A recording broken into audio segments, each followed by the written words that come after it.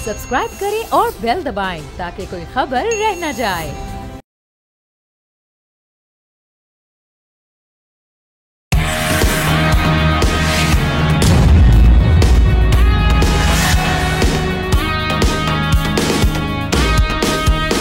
अस्सलामुअलैकुम, न्यूज़ पंच के साथ मैं हूं अफशीन कुरैशी। नाजरीन, गुज़िश्ता रोज़ कायदे हिज़्ब इख्तिलाफ और PTI के सेक्रेटरी जनरल उमर अयूब ने पार्टी ओहदे से इस्तीफ़ा दे दिया था, जो PTI पार्लियामानी पार्टी इजलास में मुस्तरद हो गया। दूसरी जानिब जब रहनुमा PTI ने एक्स पर अपना इस्तीफ़ा और बयान जारी किया तो उनका वाज़े अल्फाज में कहना था कि मैं बानी PTI का मशकूर हूँ कि उन्होंने बतौर सेक्रेटरी जनरल PTI मेरा इस्तीफ़ा कबूल किया।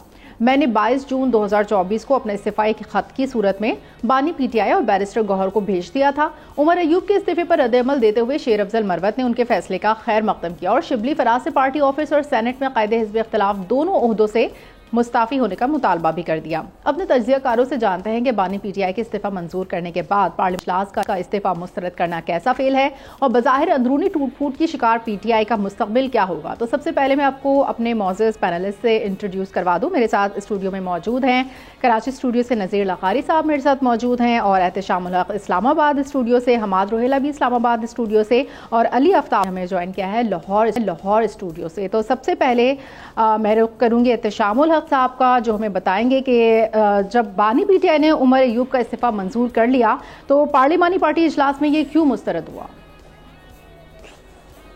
देखिए अफशीन, बड़ी इंटरेस्टिंग सिचुएशन पैदा हो गई है पीपल्स PTI के अंदर।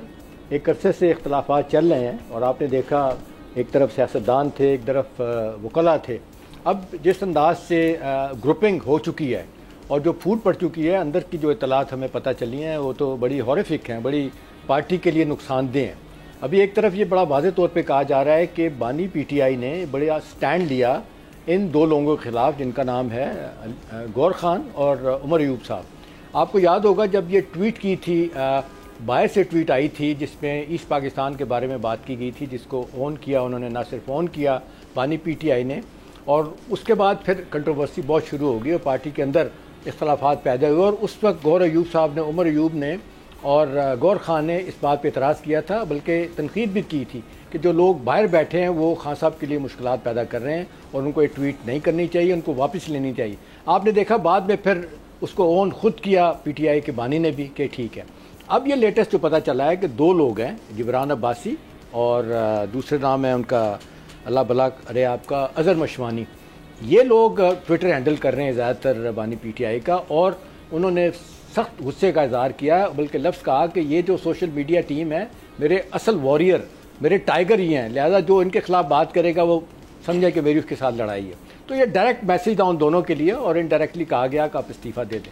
लेकिन इंटरेस्टिंग सिचुएशन पैदा हो गई है कि वही आपने देखे पार्टी के अंदर लोग बैठे, उन्होंने आज मुस्तरद कर दिया, लेकिन लगता नहीं है कि वो चलेगा, क्योंकि पीछे जिस अंदाज से बानी PTI का अपना रोल है, वो जो चाहते हैं वो नहीं हो रहा। और दूसरी बात यह है कि बार बार एक चीज़ वो कह रहे हैं कि जी आपका बुनियादी मकसद एक ही था कि मेरी रिहाई को आपने इंश्योर करना है, और पार्टी के जो लोग अंदर जा चुके हैं जेलों में उनको बाहर लेके आना है, और आप ये काम नहीं कर रहे।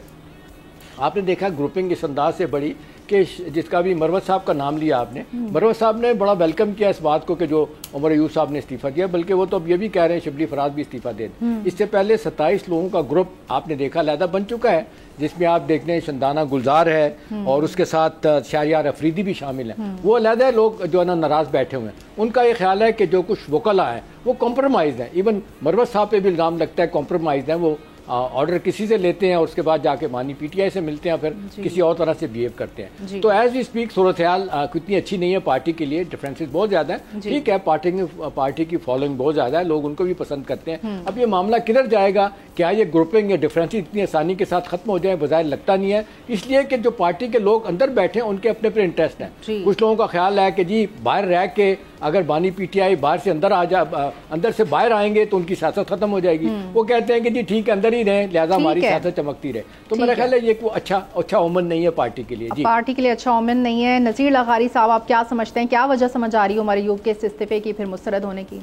असल में मुझे तो बहुत पहले से ये सूरत हाल अजीब व गरीब और बहुत बड़ी हद तक मज़े का खैर भी लगी है कि एक 2-3 घंटों के लिए एक ऐसा हुआ था कि पंजाब से एक लीडर को इस्लामाबाद में ज़ाहिर किया गया, वो रूपोशी से मंजर आम पर आए, फिर उनके सेंट्रल सेक्रेटरीट पहुँचे, वहाँ पहुँच कर उन्होंने मीडिया से टॉक किया, वहाँ के लोगों के साथ बातचीत, कैमरे के सामने रहे, और मालूम हुआ कि उसी वक्त जो है बड़ी और एक्टिविटी भी हो रही है, कुछ सफारतकार भी वहाँ पहुँच रहे हैं और कुछ और लोग भी वहाँ पहुँच रहे हैं। फिर वो अचानक गायब हो गए और अब तक गायब है, उनका पता नहीं चल रहा है कि हमाद अज़हर साहब हैं कहाँ पर, और उनके मंजर आम पर आने और मंजर आम से गायब हो जाने के मामला जो हैं वो हैं कैसे, उसके बाद फिर वो मीडिया के सामने नज़र नहीं आए।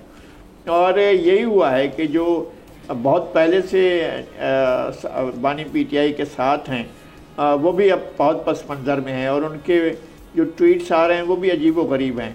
मतलब हर सतह पर एक कन्फ्यूजन मौजूद है, और जितने पार्टी अरकान हैं खैबर पख्तूनख्वा से, लगता है कि वो पंजाब की लीडरशिप को, और पंजाब की लीडरशिप जो है वो खैबर पख्तूनख्वा की लीडरशिप को मानने से इनकारी है और वो उनको साथ देने को तैयार नहीं है। और फिर जितने अरकान हैं तकरीबन उतने ही बड़े ग्रुप मौजूद हैं वहाँ पर, जो है पार्टी इतने हिस्सों में बटी हुई जितने उनके अरकान हैं।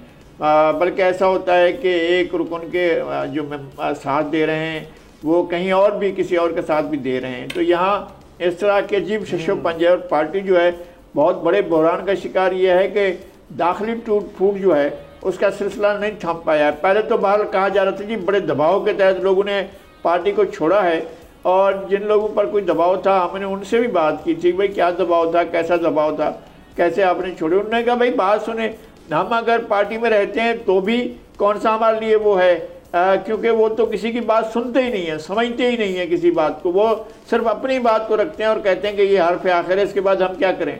हमें ना कोई काम करने दिया जाता है, ना हम पब्लिक के साथ बात कर जाकर कोई बात करते हैं। हम एक बात करेंगे दूसरी दफ़ा पता चलेगा कि उसकी तरजीह आ गई है, और पार्टी लीडरशिप जो है वो ओन नहीं करती, वो सिर्फ एक बात को ओन करती है कि उनके लिए बेनाम होकर, गुमनाम होकर, लापता होकर किसी भी तरीके से उनके लिए कोई खिदमत बजा लाई जाए, उनकी रिहाई के लिए बात की जाए, और अगर लॉबिंग भी की जाए, सरेआम की जाए या छुप कर की जाए या किसी से बात की जाए, तो सिर्फ ये करें कि जनाब जो बहुत ज़्यादा इस्टेब्लिशमेंट के लोग हैं उनसे रब्ते करें, उनसे सिर्फ ये बात कि यकीन ध्यान हासिल करें कि बानी पीटीआई को रिहा कर दिया जाएगा, सिर्फ इसलिए वो लगारी साहब ये जो ग्रुपों की आप बात कर रहे हैं, लगारी साहब जो ग्रुपों की बात कर रहे हैं वो कहा जा रहा है कि 21 जून को जो एहतजाज की कॉल दी थी वो फ्लॉप हो गई, इसलिए कि ग्रुपों के दरमियान डिफरेंस है और बानी पीटीआई से बहुत नाराज है। मुझे इसका अंदाजा है, क्योंकि इससे पहले जो उन्होंने अवामी तहरीकें शुरू करने की कोशिश की थी बिल्कुल नाकाम हुई थी। जेल भरो तहरीक नाकाम हुई, पब्लिक के साथ इन्होंने जो बाहर निकलने की थी, जैसे जिसमें वो खुद थे, जो रैली निकाली गई थी गुज़श्ता साल, वो रैली भी कोई बड़ी ऐसे नहीं थी कि जिसको कहा जाएगा कोई बड़ी कामयाब रैली थी, जो 2022 में निकाली गई थी, और वो भी कोई कामयाब रैली नहीं थी। और उसके बाद जो है उन्होंने अपना पब्लिक शो नहीं किया है, सोशल मीडिया पर है कि जनाब जिसको गालियाँ दिलवानी हो एक फ़ौरन जो है वो सिलसिला शुरू कर दिया जाता है। एक चीज़ उन्हें आती है, अच्छी तरह से आती है, लोगों को गालियाँ देना आता है, शाइस्तगी से, दयानतदारी से, और एक खालिस एक सियासी अंदाज में बात करना इनको आता ही नहीं है। इनकी पार्टी बात करना नहीं आता इनको। अली आफ्ताब साहब, आप क्या कहेंगे? पीटीआई लॉबिंग का शिकार है, क्या मुस्तकबिल देख रहे हैं पीटीआई का? देखिए, जो भी पार्टी पावर से बाहर होती है ना, उसके लिए ये डायलेमा होता है कि हमने क्या स्टांस रखना है, और उस पार्टी के अंदर हमेशा से दो स्टांस रहते हैं। एक कि हमने मुज़ाहमत की सियासत करनी है, दूसरा हमने अपीज़मेंट की सियासत करनी है। अच्छा, पीटीआई जो है वो इस वक्त पावर से बाहर है, सो अगेन उनके अंदर ये दोनों आरा पाई जाती होंगी, ये बड़ा ही नेचुरल चीज़ है। पीटीआई के हक में एक चीज़ हो गई है, और वो पीटीआई के हक में चीज़ ये हुई है कि अगर खान साहब इस वक्त बाहर होते, जेल में ना होते, तो भी एग्जैक्टली यही सिचुएशन होती जो इस वक्त है, कि यही दोनों आरा पार्टी के अंदर से निकलती। कोई एक हल्का कहता ऐसे करना चाहिए, दूसरा हल्का कहता कि वैसे करना चाहिए। अच्छा, इस वक्त अब पीटीआई के अंदर से दोनों तरह की आपको वाइब्स आपको आ रही हैं।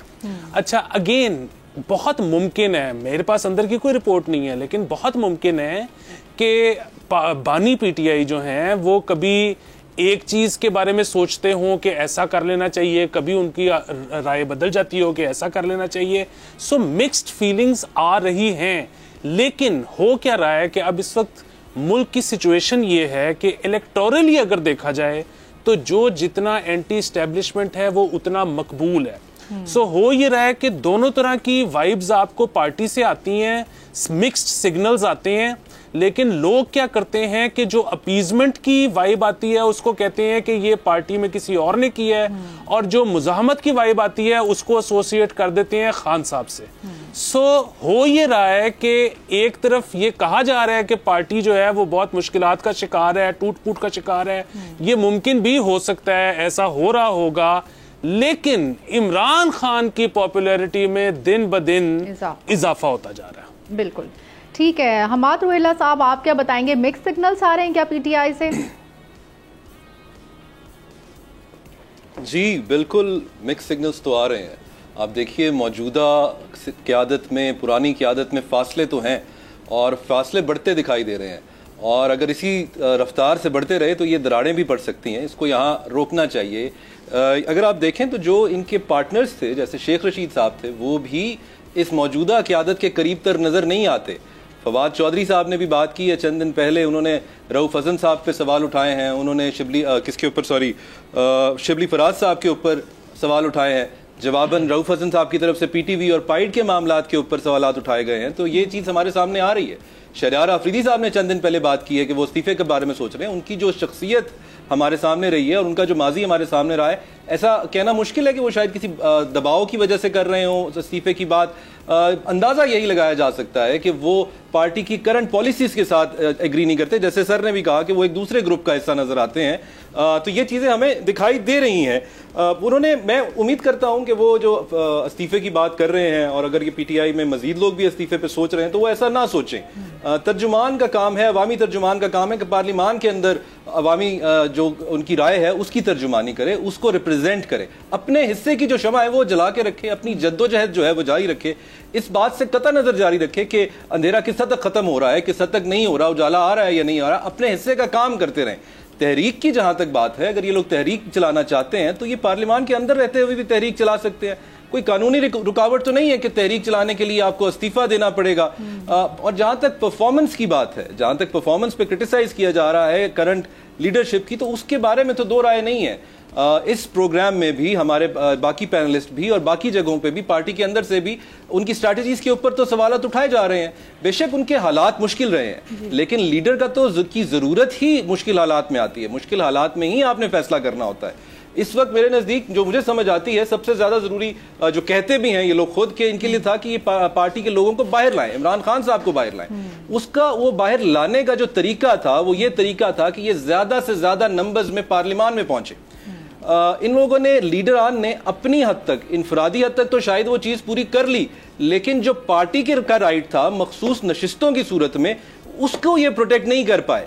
تو یہ ایک بہت بڑا سوالیہ نشان ہے ان کے اوپر. جو آن گوئنگ پروسیڈنگز میں بھی شاید ایک فیکٹ سامنے آیا ہے وہ یہ ہے کہ صرف 2 لوگوں نے party affiliation P T I کے ساتھ ظاہر کی ہے اور پی ٹی آئی ہی کا سرٹیفکیٹ دیا ہے. تمام ججز صاحبان بھی اس بات پہ حیران ہیں کہ بہت زیادہ ڈسکرپنسیز نظر آ رہی ہیں. کوئی شخص کسی پارٹی کا ایفیلیشن دے رہا ہے تو کوئی سرٹیفکیٹ نہیں دے رہا ہے.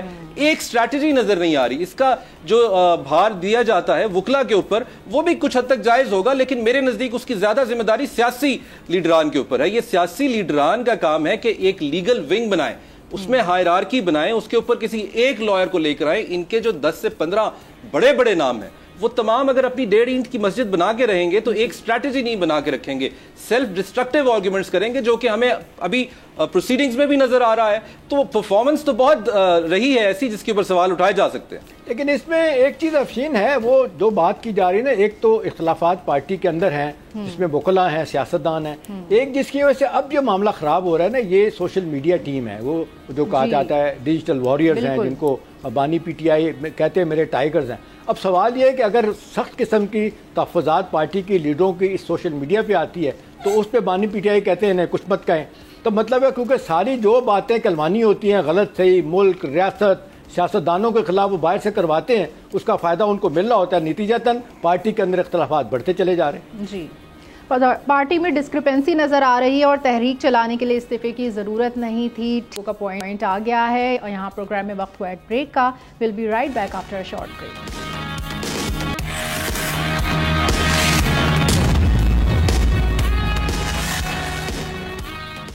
Welcome back. नाजरीन, आज पंजाब असम्बली में वज़ीर आला मरियम नवाज के खिताब के दौरान अपोजिशन ने शोर शराबा किया, शदीद नारेबाजी की, जिस पर मरियम नवाज ने कहा कि बैठ जाएं वरना गला खराब हो जाएगा, हम चोरों को नकेल डालना चाहते हैं और जो 100 दिनों में काम कर लिए उसे एक बजट की तकरीर में नहीं समेट सकती।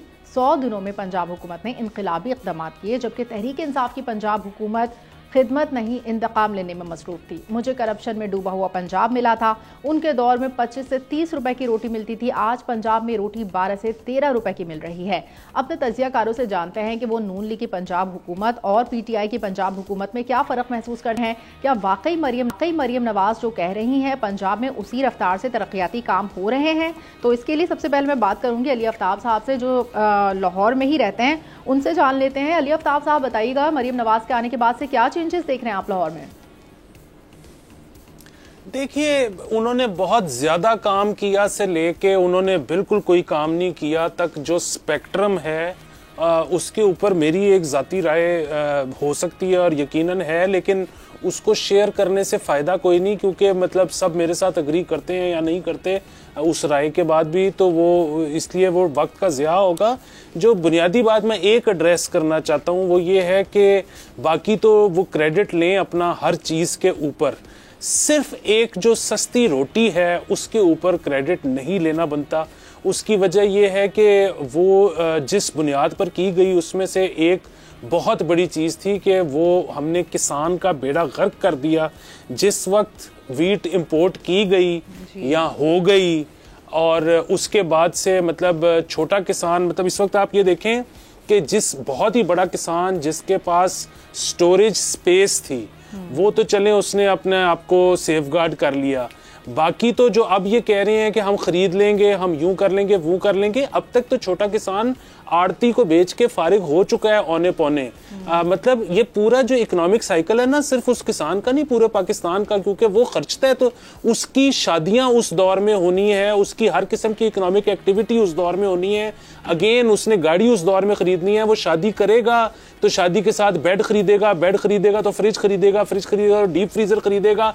वो पूरी इकोनॉमिक जो एक्टिविटी है उसका पूरे मुल्क भर का हिस्सा बनता है, जो वो नहीं बना। नंबर एक चीज। नंबर दो चीज ये कि क्या अब उसके पास बीज लेने के लिए है अगले साल के लिए।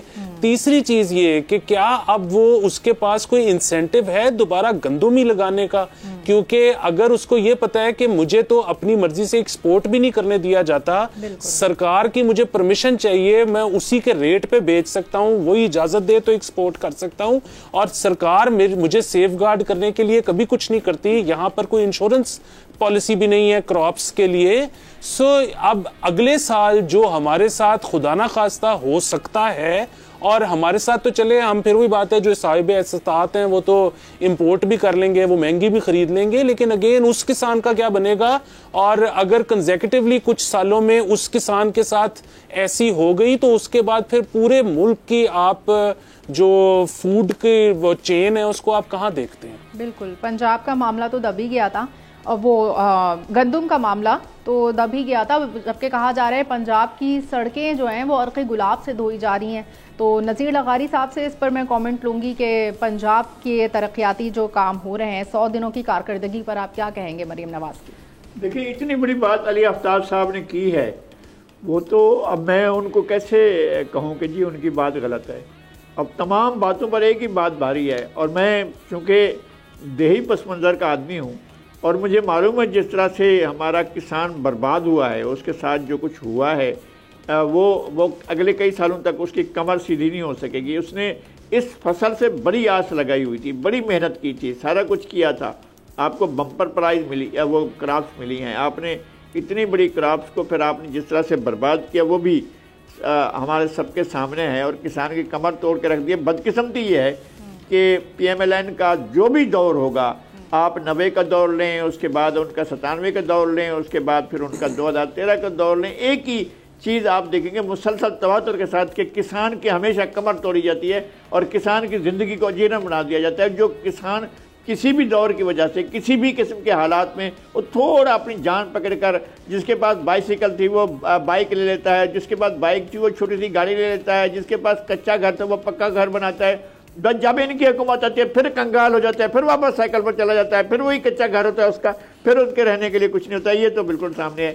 باقی محترمہ مریم نواز میں اور پنجاب کی میں کارکردگی کے حساب سے جو فرق عثمان بزدار میں تھا اور عثمان بزدار میں اور مریم نواز میں تھا، وہی فرق جو ہے ان کی کارکردگی میں بھی ہے. شہری علاقوں میں ڈیلیور کرنے کی کوشش کر رہی ہیں اور کسی نہ کسی حد تک ایک پاپولر قسم کے جو ہے کام وہ بھی دکھا رہی ہیں. لیکن اصل بات یہ ہے کہ جو طرز حکمرانی عثمان بزدار نے رائج کیا تھا، جہاں اس کے ہر ضلع میں ہر تحصیل میں ان کے ایجنٹ بیٹھے ہوئے تھے جو کام پکڑتے تھے اور کام کراتے تھے اور پیسے لیتے تھے، اسی طرح کا جو ہے اب کیا مریم نواز نے اس سے جان چھڑوائی ہے کہ نہیں چھڑوائی ہے؟ وہ لوگ وہ کام کر رہے ہیں کہ نہیں کام کر رہے ہیں؟ وہاں پر فرنٹ مین موجود ہیں کہ نہیں؟ لوگوں کو بغیر سفارش کی نوکری ملتی ہے یا نہیں ملتی؟ اب تو یہ سب کچھ پرائیویٹ سیکٹر میں جا رہا ہے. تعلیم کو بھی ادھر ہی دے رہے ہیں اور کہہ رہے ہیں کہ جناب ہم بچوں کو دودھ دیں گے. دودھ سے پہلے تو ان سے اسکول ہی چھینا جا رہا ہے، ٹیچر چھینے جا رہے ہیں اور سب کچھ پرائیویٹ جھولی میں ڈالا جا رہا ہے. تو اس طرح سے تعلیم کا جو ہمیں نظر آ رہا ہے مستقبل وہ بھی کوئی اچھا نہیں ہے.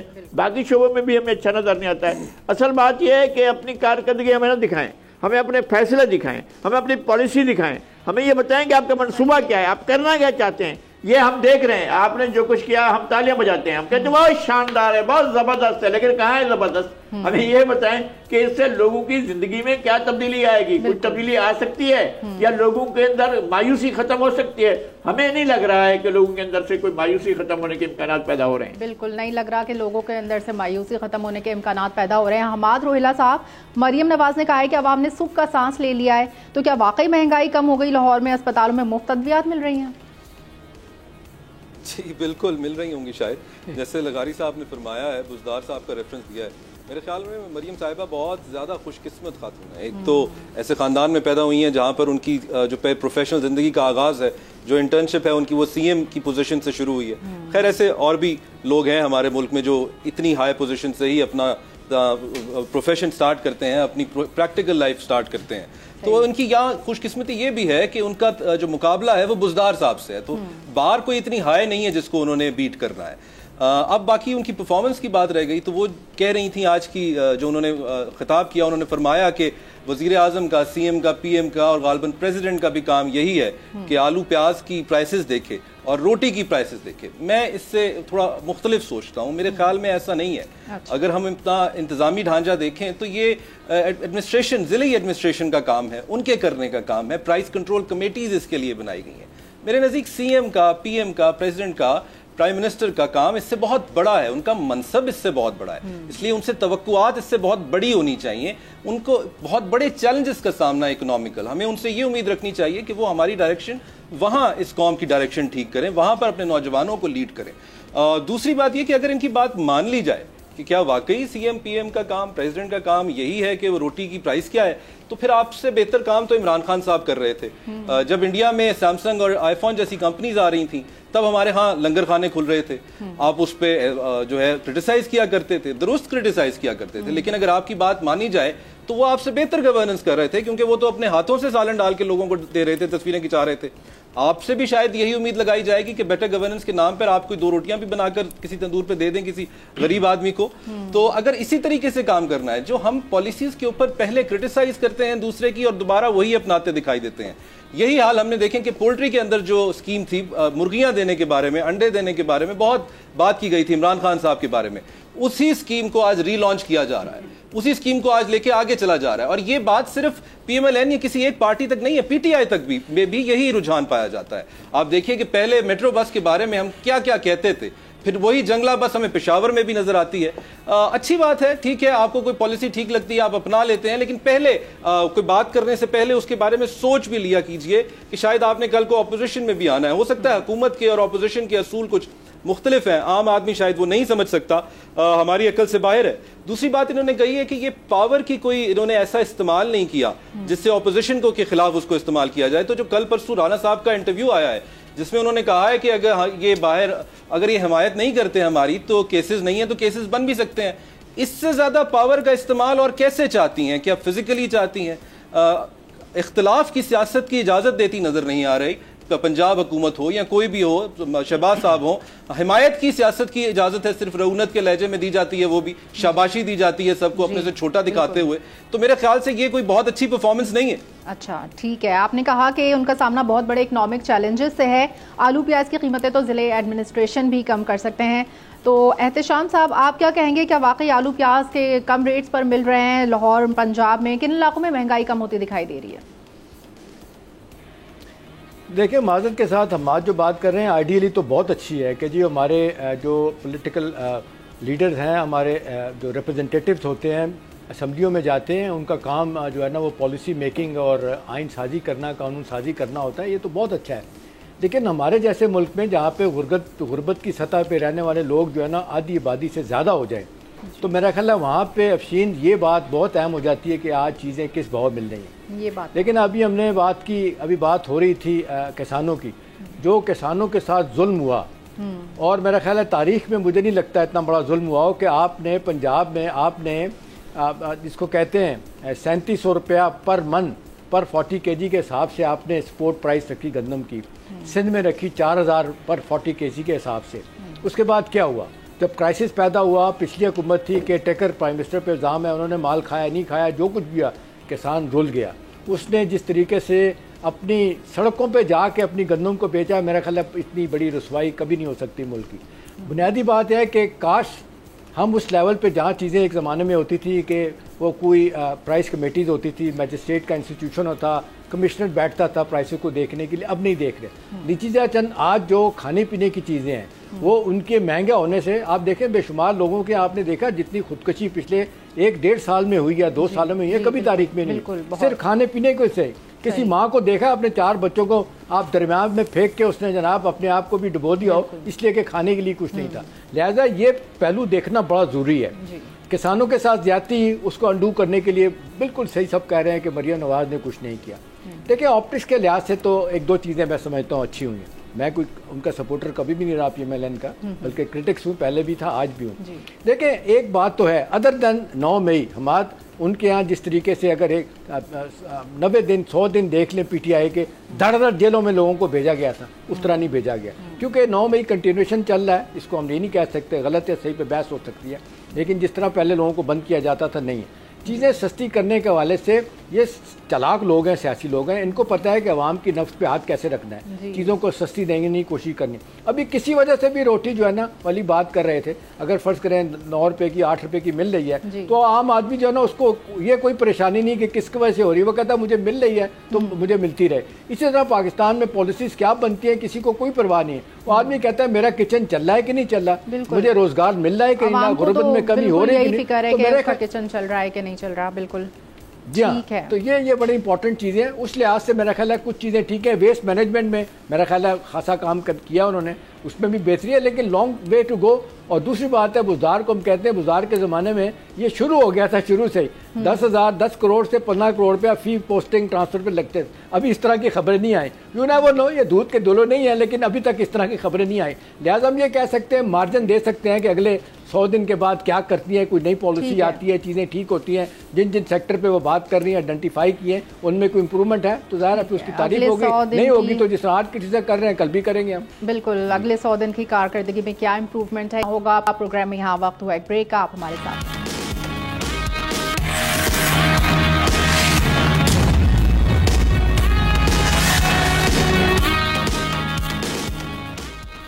Welcome back. ناظرین, ایک جانب ہم نے دیکھا کہ بجٹ 2024-25 منظور ہو گیا ہے, تو دوسری جانب حکومت کی جانب سے اسٹیشنری اشیاء پر سیلز ٹیکس واپس لینے کے اعلان کے باوجود 1 جولائی 2024 سے اسٹیشنری آئٹمز پر 18% سیلز ٹیکس نافذ العمل کر دیا گیا ہے. اور اس کی وجہ یہ ہے کہ IMF نے مجوزہ فائنانس بل 2024-25 کے بیشتر آئٹمز پر رعایت دینے سے انکار کر دیا ہے. اب ایک طرف عام آدمی ہیں جو پہلے ہی مہنگائی کی چکی میں پس رہا ہے, بجلی گیس کے زائد بل پھر اپنے بچوں کے تعلیمی اخراجات پورا کرنے کی طاقت نہیں رکھتا. وہ اسٹیشنری، اسکول فیس ہو، یونیفارم اور ٹرانسپورٹ کی مد میں بچے کے بڑھتے اخراجات کیسے پورے کر سکے گا؟ تو اس کے لیے سب سے پہلے میں بات کروں گی نذیر لغاری صاحب سے. نذیر لغاری صاحب بتائیے گا والدین کے لیے کتنا بڑا چیلنج ہے یہ بچوں کی اسکول کی فیسیں ادا کرنا، اور اب اسٹیشنری کے سیلز ٹیکس کیسے ادا کر پائیں گے؟ یہ تو بچوں کے والدین ہی زیادہ بہتر طور پر بتا سکیں گے. میں بھی اگر بچوں کا یہ تعلق تو میرے ساتھ بھی ہے کہ میرے بچوں کے اب بچے ہیں اور سارے اسکول میں جا رہے ہیں تو ان کی کیا صورتحال ہوگی. کتابیں، کاپیاں، geometry box, uniform, colour box, calculators, school کی فیس، وہ جو اسکول لے جاتی ہیں گاڑیاں ان کی فیس، ان کے پیٹرول، یہ سارے کے سارے مسائل. بچے تو ظاہر ہے کہ اب آپ نے ویسے بھی ایک جو ہے وہ طبقاتی تعلیم کا نظام نافذ کیا ہوا ہے. کچھ بچے جو ہیں بڑے اسکولوں میں جاتے ہیں اور ان کے شاید والدین افورڈ بھی کر سکتے ہوں گے، چونکہ ہر طرح کی اوپر کی کمائی بھی جائز ہے لوگوں کے لیے. بہت سی اور چیزیں بھی وہ ہیں، آپ ان کو نہیں پوچھتے ہیں. پھر اس کے بعد ایک اور لیئر ہے، اس کے بعد چھوٹے سے پرائیویٹ اسکول ہیں، پھر اس کے بعد جو ہے ایک سرکاری اسکول ہیں، پھر اس کے بعد جو ہے وہ حکومت کے لے پالک اسکول ہیں، یا پھر حکومت کسی اور کو اپنے اسکول گود میں دے رہی ہے. پھر آپ کے پاس مدارس ہیں، دینی مدارس کے بھی کئی مدارج ہیں. تو بچوں کو تو ہم ایسے تعلیم دے رہے ہیں جیسے وہ ہمارے بچے نہیں ہیں. ہم جو ہے وہ ایک اور نسل تیار کرنے ہیں. ہمارے یہاں ایک گانا چلا کرتا تھا کہ ہم نے دشمنوں کے بچوں کو پڑھانا ہے تو ہم دشمن کے ہی بچوں کو پڑھاتے ہیں، اپنے بچوں کو تو پڑھا نہیں سکتے ہیں. یہ صورتحال ہوگی ہمارے لوگوں کی. تو اس صورتحال میں جو ہے ہم کیسے بچوں کو پڑھائیں گے؟ مجھے واقعی اپنے بچوں کی تکلیف کا احساس ہے کہ وہ اپنے بچوں کو کیسے پڑھائیں گے، کس طرح سے پڑھائیں گے. اور صرف یہ میرا ذاتی مسئلہ نہیں ہے، اس ملک کے کروڑوں بچے. اب پھر ہر دفعہ ایسا ہوتا ہے کہ 5ویں کے بعد ڈراپ آؤٹ ہو جاتے ہیں، بچے باہر رہ جاتے ہیں. پھر 8ویں کے بعد بچے ڈراپ آؤٹ ہو جاتے ہیں. پھر میٹرک بہت مشکل سے لوگ پہنچتے ہیں. کوئی کہہ سکے گا کہ کراچی جیسے شہر میں جہاں پر اتنی بڑی آبادی ہے، لوگ کہتے ہیں کہ 2 کروڑ، 2.5 کروڑ، 3 کروڑ کی آبادی ہے اور 1 لاکھ سے بھی کم ہوتے ہیں بچے جو میٹرک کے امتحان میں جاتے ہیں، تو باقی بچے کہاں جاتے ہیں؟ تو یہ آبادی زیادہ ہے اور اسکولز میں بچوں کی جو تناسب ہے وہ بہت کم ہے. حماد صاحب، تعلیم تو بیسک رائٹ ہے، تو پھر کیا اسٹیشنری آئٹم بھی اب لگژری میں شمار ہونے لگیں گے؟ ایسا ہی لگ رہا ہے جی. بلکہ میں اس جواب کو پچھلے جواب سے بھی جوڑوں گا کیونکہ سر نے اس کے اوپر ایک کامنٹ کیا تھا. سر کی بات بھی درست ہے. بیسیکلی یہ چکن اور ایگ کی ایک ڈیبیٹ ہے کہ پہلے کیا ہوگا، کیا پہلے پالیسیز ٹھیک ہوں گی یا پہلے انڈا پیاز ٹھیک ہوگا، روٹی ٹھیک ہوگی، آلو پیاز ٹھیک ہوگا. تو میرے خیال سے تو ہماری پالیسیز شاید زیادہ اگر ہم ٹھیک کر لیں گے تو اس کا دور رس نتائج ہوں گے. باقی سر اپنی رائے رکھتے ہیں، میں اس کا احترام کرتا ہوں. اگر میں یہ بات کہوں کہ اس وقت میکسیمم فائنینشیل جو ریسٹرکشنز لگا دی گئی ہیں، کوئی ایسا تاثر دوں عوام کو جس سے یہ امید ہو کہ شاید آنے والے وقت میں بجٹ کچھ بہتر ہو جائے گا، تھوڑی ریلیکسیشن ہو جائے گی، تو میرے خیال سے میری وہ بات حقیقت کے قریب نہیں ہوگی، وہ سچ پر مبنی نہیں ہوگی. یہ بات درست ہے کہ ہمارے جو ٹیکسز لگ رہے ہیں وہ بالکل آؤٹ آف پروپورشن لگ رہے ہیں. ہم ریل اسٹیٹ کی طرف جاتے ہوئے گھبراتے ہیں کہ اگر ہم وہاں گئے تو ہمارا جو کیپٹل ہے وہ فلائی کر کے کہیں باہر چلا جائے گا، جو کہ ویسے آلریڈی جا رہا ہے مختلف وجوہات کی بنیاد پر. بہت سے لوگ جو ہیں اپنا پیسہ اس ملک سے لے کر جا چکے ہیں، ریل اسٹیٹ سے بھی پیسہ نکلتا دکھائی دے رہا ہے. دوسری طرف اگر ہم تاجر کی بات کریں تو ہم اس کو کنونس ہی نہیں کر پا رہے کہ آپ رجسٹریشن میں آئیں. وہ اگر رجسٹریشن میں آئے گا تو ٹیکس کے نیٹ میں آئے گا. اور جو کوئی، اب میں یہ لفظ استعمال کرنے لگا تھا احمد کا، لیکن میں نہیں کرتا، کہ جو کوئی معصوم تاجر اس بات میں آ جاتا ہے اور رجسٹریشن میں آ جاتا ہے، اس کے ساتھ میونسپل پارٹیز کیا کرتی ہیں، میونسپل باڈیز کیا کرتی ہیں؟ پہلے ان کو لائسنسز دیتی ہیں کہ آپ یہاں پر اپنی دکان لگائیے، اور پھر بعد میں وہیں پر بلڈوزر گرا دیتی ہیں، اور اس بات پہ کہ یہاں پہ مشروم گروتھ ہو گئی ہے. تو اگر مشروم گروتھ ہو رہی ہے، اور جب ہو رہی تھی اس وقت سرکاری بابو کہاں تھے؟ وہاں پر سو رہے تھے کسی ضروری کام سے یا کہیں اور گئے ہوئے تھے. تو ہماری پالیسیز ایسی نظر آتی ہیں جب لائسنسز بانٹے جا رہے ہوتے ہیں، ہمیں نظر نہیں آتا. اس لیے ہم معاشی مسائل میں ہی پھنسائے رکھنا چاہتے ہیں عوام کو. ہم چاہتے ہیں کہ روٹی، کپڑا اور مکان سے ہم آگے ہی نہ نکلیں. ہم تعلیم پہ، کاروبار پہ، شخصی آزادی پہ، سیاسی آزادی کے اوپر ہم بات ہی نہ کر سکیں. جو ہم چاہتے ہیں کہ ہمارے لوگ اپنے بچوں کے پیٹ میں روٹی کے مسئلے میں ہی پھنسے رہیں، کیونکہ اگر وہ روٹی پوری ہو جائے گی جس کے پیٹ میں، اس کے آپ کہہ رہے ہیں کہ پالیسیز ٹھیک بس میں آپ کی بات کر رہا تھا کہ جس کے پیٹ میں روٹی پوری ہو جائے گی، اس کے ذہن میں سوالات اٹھیں گے، اس کے ہاتھ میں طاقت ہوگی، دماغ میں اہلیت ہوگی، تو وہ سوال کرے گا. ہمیں تو نسل در نسل غلام چاہیے. بالکل، ہمیں نسل در نسل غلام چاہیے. احتشام صاحب کیا کہیں گے؟ پہلے پالیسیز ٹھیک ہونی چاہیے، پھر آلو پیاز کی قیمتیں دیکھنا. دیکھیں، وہ لارجر کانٹیکس میں تو بات یہ ہے، پالیسی سیٹ ہوں گی تو میرا خیال الٹیمیٹ چیزیں ٹھیک ہوں گی. Short term, long term, mid term policy بنائی جائیں، بنائی بھی جاتی ہیں تو عمل درآمد نہیں ہوتا. دیکھیں اب دو چیزیں بڑی واضح طور پہ سامنے آئی ہیں. بجٹ کو دیکھیں, آج فائنانس بل منظور ہو گیا, بجٹ منظور ہو گیا, تقریباً 17,000 ارب 17 ٹریلین کا یہ بجٹ پاس ہو گیا. اس میں جو حکومت نے پچھلے سال 30% ٹیکسز لگائے تھے, اس دفعہ 40% ٹیکس لگائے ہیں. آپ پہ مجھ پہ 75 بلین روپیہ زیادہ وصول کرنا ہے, تقریباً 370 ارب روپیہ وصول زیادہ کیا جائے گا. اب دو چیزیں جو ابھی اسٹیشنری کی بات ہو رہی تھی, 2 دن پہلے جو میں دیکھ رہا تھا فائنانس منسٹر کی اسپیچ پارلیمنٹ میں, اسمبلی میں, انہوں نے کہا تھا, جب سوال پوچھا گیا انہوں نے کہا کہ جی اسٹیشنری کے اوپر میں ٹیکس واپس نہیں لے رہا. بڑا واضح طور پہ میں نے سنا تھا. یہ پاکستان کی 75 سالہ تاریخ میں پہلی مرتبہ ہو رہا ہے جس کا ہم سب لوگ ذکر کر رہے ہیں. کاپیاں کتابیں, اس پہ انہوں نے ٹیکس واپس نہیں لیا. ایک بات جو اچھی ہوئی ہے نا, وہ یہ ہوئی ہے کہ جب یہ بجٹ پیش ہو رہا تھا تو فائنانس کمیٹی کی سینٹ کی میٹنگ تھی, اس میں ٹویوٹا کمپنی کے CEO آئے ہوئے تھے. انہوں نے کہا کہ جی آپ نے ہائیبریڈ گاڑیوں اور الیکٹرک گاڑیوں پہ جو ہے نا جو چھوٹ دی تھی, آپ نے جنوری موجودہ سال میں 6 سال کے لیے آپ نے یہ ختم کر دی ہے, اور آپ نے تو ہمیں 6 سال کی چھوٹ دی تھی, ہم نے $150 ملین انویسٹ کیا ہے. دیکھیں مجھے بھی خون کھولا تھا میرا اس بات پہ. ہمیشہ پاکستان کو نقصان ہوتا ہے, ٹیکس ہالیڈے اناؤنس کرتے ہیں آپ اور بیچ میں آپ چھوڑ دیتے ہیں, لوگ انویسٹمنٹ کرتے ہیں, بعد میں پتہ چلتا ہے دوبارہ ٹیکس لگ گیا, تو وہ حکومت نے واپس لے لیا. غلط یا صحیح بات کی بات. اب میرا خیال ہے اوور آل کانٹیکسٹ میں ہم نے یہ دیکھنا ہے کہ اس کے فائدے نقصان کیے ہیں. ٹیکسوں کی بھرمار سے لوگ پریشان ہوں گے. ٹیکسوں کی بھرمار ہے, ہماری حکومت عوام پر ٹیکس کا بوجھ ڈال رہی ہے لیکن سہولیات نہیں دے رہی. علی آفتاب صاحب جی دیکھیں, آپ نے یہ جس ٹیکس کا ذکر کیا ہے اسٹیشنری کے اوپر, حکومت جو ہے وہ کہیں اور سے نمبر پورا کر دیتی تو IMF کو کیا ضرورت ہے یہ ڈکٹیٹ کرنے کی کہ یہ مت ہٹائیں. مطلب PSDP مزید کم کر دیں, آپ کا یہ نمبر پورا ہو جائے گا, آپ اسٹیشنری پہ نہ لگائیں اگر یہ آپ کے دل کے اتنے قریب ہے. بنیادی بات تو یہ ہے کہ اس وقت ایز وی اسپیک پنجاب حکومت جو ہے وہ یہ اس وقت سوچ رہی ہے کہ ہم سرکاری سکولز کو آؤٹ سورس کر دیں. اس کے اوپر کوئی بات ہی نہیں کر رہا. پہلا مسئلہ تو یہ ہے کہ ایجوکیشن اور جو ہے ہیلتھ, یہ تو 2 چیزیں ہیں کرنے والی سرکار کی. اگر انہوں نے یہ بھی نہیں کرنا تو پھر کرنا کیا ہے. دوسری چیز یہ ہے کہ یہ جو بار بار ویل کو ری انوینٹ کرنے کی کوشش کرتے ہیں کہ اب ہم نے سوچا ہے کہ آؤٹ سورس کر دیں, اب ہم نے سوچا ہے کہ فلان کر دیں. بھئی دنیا میں ایک ترقی یافتہ ملکوں کا ایک ماڈل ہے, اس کو سیدھا فالو کر لیں. دنیا میں جو ہے وہ لوکل گورنمنٹس ہوتی ہیں, وہ اسکول. پروگرام کا وقت ختم ہوا, مجھے دیجیے اجازت اور میرے پینلسٹ کو دیجیے اجازت. اللہ حافظ.